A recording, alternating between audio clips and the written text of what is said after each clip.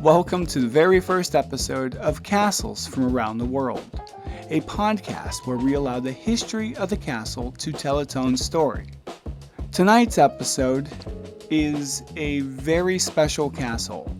Millions of people know it around the world, but did you know that Neuschwanstein was a Nazi art vault?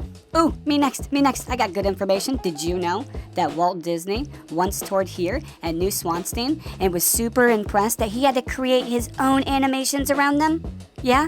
I just can't figure out which one came first, Cinderella's castle or Sleeping Beauty's castle. Let us know down in the comments below. Ha ha ha. Alright, Trebby, are you ready to get this show on the road? I sure am, Christopher. Everybody, welcome to... Castles from around the world. Raise your voice, let the banners unfurl. Castles from around the world. Every stone's got a story to hurl. Sing it loud, sing it proud, sing it true. From the ancient to the ruined and new. Castles from around the world. We come to wander the ages with you.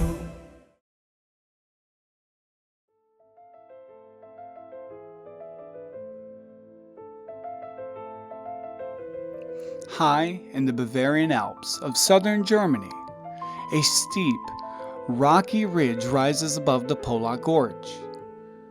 The stone is pale limestone, carved by wind, water, and centuries. Below the ridge lie two calm mountain lakes, L.L.C and Swansea, reflecting the surrounding forest like mirrors. Before any fairy tale towers existed here, the hill was home to the ruins of two medieval castles, Vorderhohenswage and Hinterhohenswage. By the 19th century, those older castles had collapsed into ruin. The land itself was difficult. Dense fir and spruce forests, steep cliffs, narrow paths barely wide enough for wagons. Transporting materials here was slow and dangerous. This location offered no military advantage. Gunpowder warfare had made hilltop castles like this one mostly obsolete. And yet this is where King Ludwig II chose to build. He chose it not for defense, but for beauty. The landscape echoed the medieval legends, heroic stories, and romantic myths Ludwig adored. To him, the ridge was no stubborn stone. It was a stage.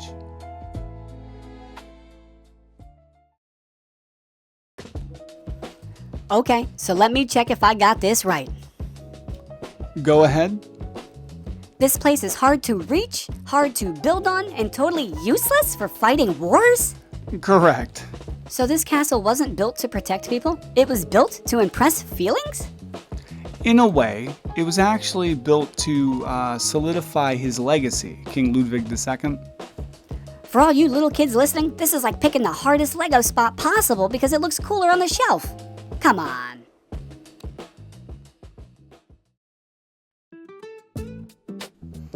Construction officially began in 1869. The project was paid for entirely by King Ludwig II himself.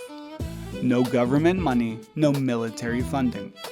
The first architect was Edward Riedel, tasked with turning Ludwig's imagination into blueprints. But those blueprints were constantly revised. Towers grew taller, rooms changed purpose, details multiplied. Riedel resigned in 1874. The second architect, George von Dolman, took over. He managed years of construction under increasing pressure and conflict. By 1884, Dolman was dismissed, reportedly suffering a breakdown soon after. The third architect, Julius Hofmann, oversaw later artistic and interior designs. The walls were built from limestone, quarried at Altershofen. Interior structures used brick for strength. Workers hauled materials up the mountain by horse wagon. Later, steam-powered cranes were installed. Winter stopped work for months at a time. Inside, Ludwig demanded modern marvels, running water, flushing toilets, central heating, and a mechanical dumbwaiter. Despite all this effort, many rooms were never finished. And when Ludwig died in 1886, the castle was still incomplete.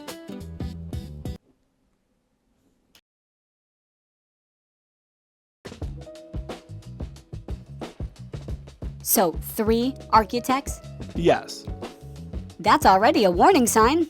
Why is that? Because when you keep changing the plan, eventually even the builders go, I don't know what you want anymore. That's fair. Everybody at home, imagine redesigning your treehouse every week while people are still building it. And adding plumbing. In the 1800s? And in the snow. Oh man, now I'm stressed just thinking about it.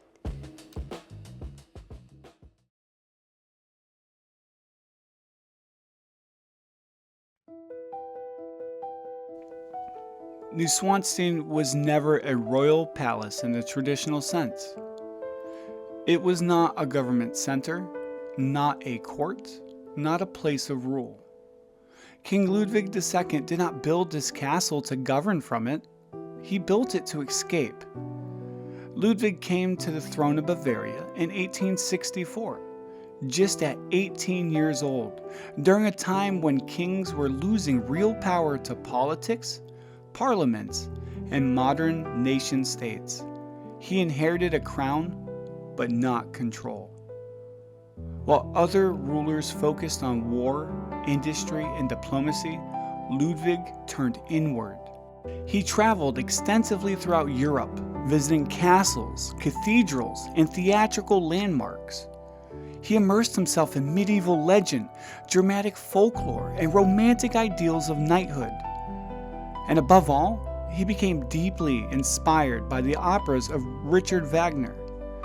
Epic stories filled with heroes, gods, loyalty, sacrifice, and tragedy. To Ludwig, kings were not administrators. They were symbols, guardians of beauty, myth, and meaning. Neuschwanstein was meant to be a private retreat, a 3-dimensional storybook where Ludwig could live inside the world he admired. Its rooms were not designed for meetings or ceremonies, but for imagination. Murals told stories of swan knights and heroic quests.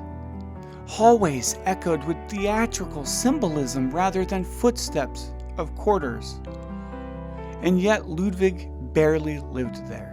Some estimates suggest he spent about 172 days total inside the castle. Others argue he slept there fewer than a dozen nights. The dream was always bigger than reality. As construction dragged on and costs mounted, Ludwig's isolation deepened. He avoided public appearances. He withdrew from politics. Critics questioned his mental health and his ability to rule. Then, in 1886, everything ended suddenly. King Ludwig II was found dead under disputed circumstances at Lake Starnberg, alongside his physician. The official ruling was drowning. The questions never stopped. Within weeks of his death, Neuschwanstein, still unfinished, was open to paying visitors. What had been built as a private dream became a public destination almost overnight. Tourism began immediately.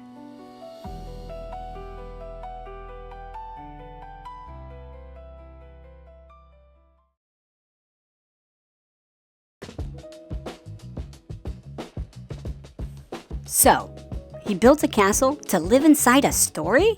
And he never really got to finish it. That's right. I really don't like that part. Neither do I. But sometimes the thing someone builds isn't meant just for them. You mean like when you build something for yourself, but everyone else ends up needing it too? Exactly. Okay, I still wish he got more time though.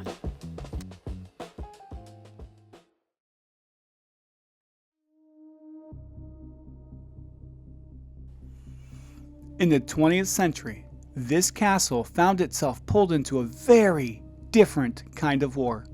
During World War II, the Nazi regime launched one of the largest art theft operations in human history. At its center was a specialized organization with a bureaucratic name and a devastating mission.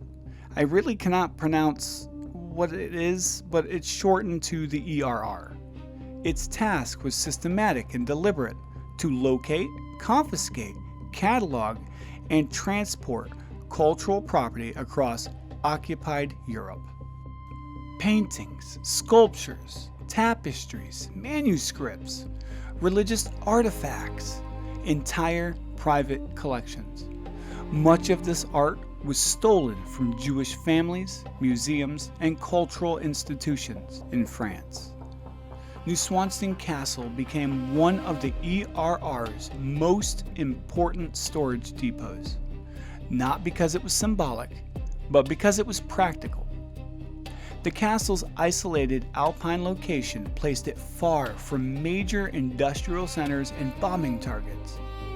Its thick stone walls offered stable interior conditions, and many of its rooms were unfinished, unused, and hidden from public view. Crates-filled halls that never hosted royalty. Inside, Allied investigators would later find detailed inventory systems. Many crates were marked with Paris registry numbers, linking them directly to confiscated collections. Some rooms were stacked floor to ceiling. The fairy tale castle had become a warehouse. As the war turned against Germany in 1944 and 1945, the ERR began relocating parts of its collection, making it impossible to know exactly how much passed through Neuschwanstein. Then came the Allies. In the spring of 1945, specialized units of historians, curators, and soldiers, later known as the Monuments Men, arrived. Their mission was not conquest, but preservation. They documented what remained. They photographed, cataloged, and traced ownership where possible. They coordinated the return of artworks to their countries and, when possible, to surviving families. Neuschwanstein itself survived the war intact. No bombing damage, no structural destruction, but its story had changed. A castle built for myth and imagination had, for a time, sheltered the aftermath of one of history's greatest crimes.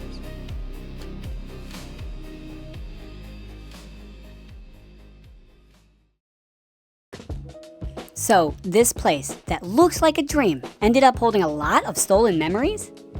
It's unfortunate, but yes. I don't like thinking about art being locked away like that. Neither do I. But remembering where it was hidden helps us understand what was taken and why returning it mattered.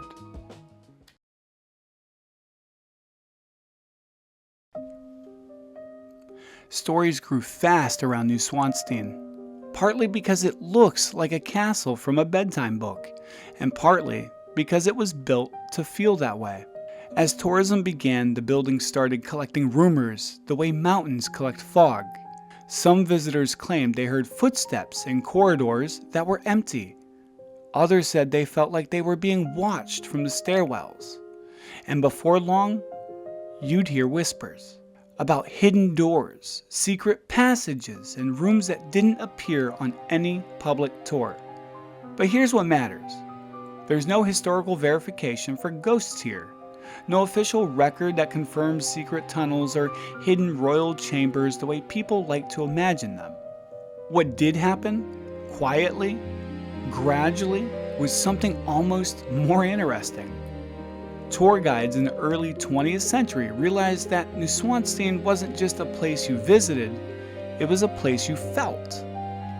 And when visitors arrive wanting mystery, mystery tends to show up. So legends expanded, not necessarily because the castle hid secrets, but because people love the air that it might have a secret. And Neuschwanstein invites that kind of thinking. It isn't built like a practical home. It's built like a stage set, unfinished rooms, theatrical interiors, a layout designed around mood and story more than real life. So when someone hears a creak in an empty hall, it's easy to decide it's a ghost. When someone sees a locked door, it's easy to decide there's treasure behind it. And that brings us to the biggest misconception of all. People often describe Neuschwanstein as medieval. It isn't. Neuschwanstein was built in the late 1800s, the 19th century, long after the medieval era had ended. It was not a medieval fortress like I keep saying. It was not built to hold a defensive border. It wasn't made for sieges and arrows and boiling oil. It was made for wonder, which is why it can be surprising to learn this place became even more famous after King Ludwig II was gone. In the 1950s, Walt Disney traveled to Europe, studying castles and their silhouettes, looking for shapes that felt instantly storybook. And photographs of Neuschwanstein helped influence the look that would become Disneyland's Cinderella Castle. Not a direct copy, more like a translation, because artists softened the harsh edges, stretched the towers taller, made the shape more symmetrical and friendly. But the inspiration is unmistakable. A private fantasy on a Bavarian ridge became part of the visual language of fairy tales worldwide, which means Neuschwanstein did something rare. It didn't just become famous, it became a symbol people recognize even when they don't know its name. And that's the strange power of this castle. It blurs the line between history and story so well that even the misconceptions feel inevitable.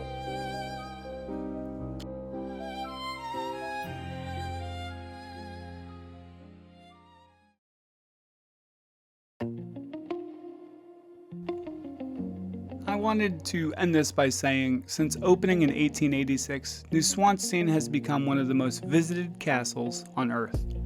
Today it receives roughly 1.4 to 1.6 million visitors each year. Modern preservation uses laser scanning and structural reinforcement.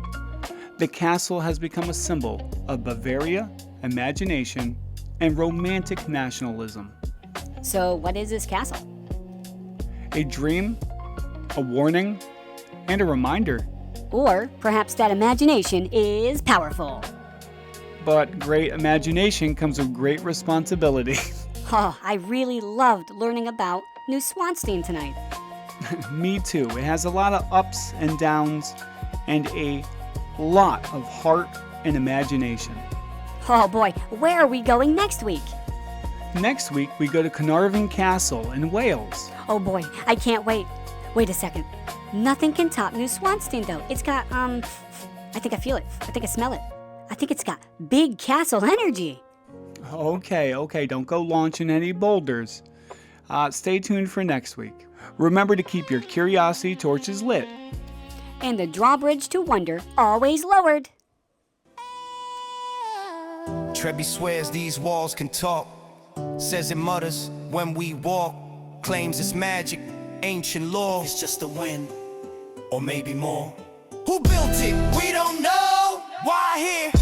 That's the show. Did it fall? Did it last? Every stone's a question asked. Castles from around the world. Raise your voice, let the banners unfurl. Castles from around the world. Every stone's got a story to hurl. Sing it loud, sing it proud, sing it true. From the ancient to the ruined and new. Castles from around the world. We come to wander the ages with you.